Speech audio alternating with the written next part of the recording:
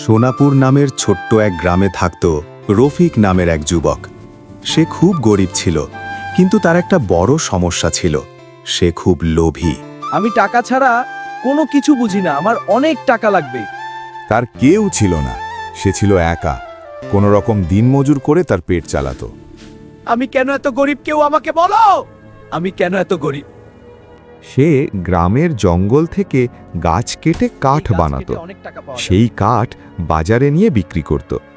কিন্তু তার মনে অনেক স্বপ্ন ছিল, সে অনেক বড় লোক হবে।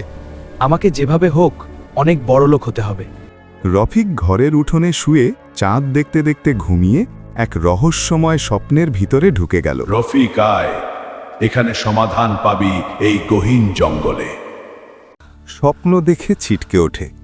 পরের দিন সকালে রফিক জঙ্গলে হাঁটছে। হঠাৎ সে দেখতে পেল স্বপ্নের সেই রহস্যময় বৃদ্ধ। বাবা, তুমি এত চিন্তিত কেন?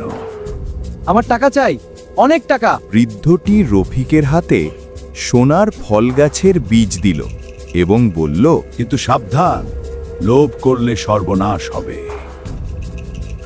আমি তো শুধু টাকা নেব। রফিক বাড়ির পিছনে বীজ লাগায়। রাতে বজ্রপাত, আলো ঝলকানি, সকালে বিশাল সোনালী গাছ। রফিক চোখ বড় বড়, এটা কি গাছে সোনার ফল? সে একটা ফল তোলে, সাথে সাথে 10টা সোনার মুদ্রা পড়ে। সোনার ফল, আমি তো বড়লোক হয়ে গেছি। রফিক প্রতিদিন ফল তোলে, বাড়ি বড় করে, দামি কাপড় পরে। গ্রামের মানুষ অবাক। রফিক, তুমি এত টাকা কোথায় পাও? তা দিয়ে তোমার কি কাজ, তোমার জানার দরকার নাই। একদিন সে ভাবে, সব ফল একসাথে তুললে তো একদিনে কোটিপতি। ঠিক আছে, আজকে রাত্রে সব ফল পারবো, তারপর আমি রাতারাতি কোটিপতি। রাতের বেলা রফিক সব ফল ছিঁড়ে নেয়। সব আমার। হঠাৎ আকাশ কালো হয়, বজ্রপাত, গাছ কাঁপতে থাকে।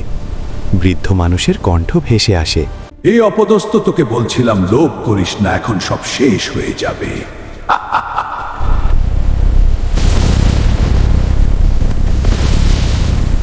রাতের মধ্যে সব আবার আগের মতো হয়ে গেল। তার সেই পুরনো ঘর, এবং সে গরিব হয়ে গেল। সে ঘুম থেকে উঠে দেখে তার বস্তা ভরা স্বর্ণের ফল সব পাথর হয়ে গেছে। সে হাউ মাউ করে কাঁদতে শুরু করলো আর বলছে, আমার সব শেষ হয়ে গেছে, আমি আবার গরিব হয়ে গেছি। রফিক শেষ পর্যন্ত টাকার শোকে পাগল হয়ে গেছে। সে ছুটে বেড়াচ্ছে অজানা এক লোভের আশায়। আমি রাজা, সব আমার, আমি পাগল রাজা। হয়তো সে লোভ না করলে তার জীবনটা সুন্দর হতে পারত। লোভ মানুষকে অন্ধ করে দেয়, কিন্তু পরিশ্রম আর সততা মানুষকে সত্যিকারের বড়লোক বানায়। এমন সুন্দর সুন্দর ভিডিও পেতে আমাদের কার্টুন গল্প চ্যানেলটি সাবস্ক্রাইব করুন। লোভে পাপ, পাপে মৃত্যু।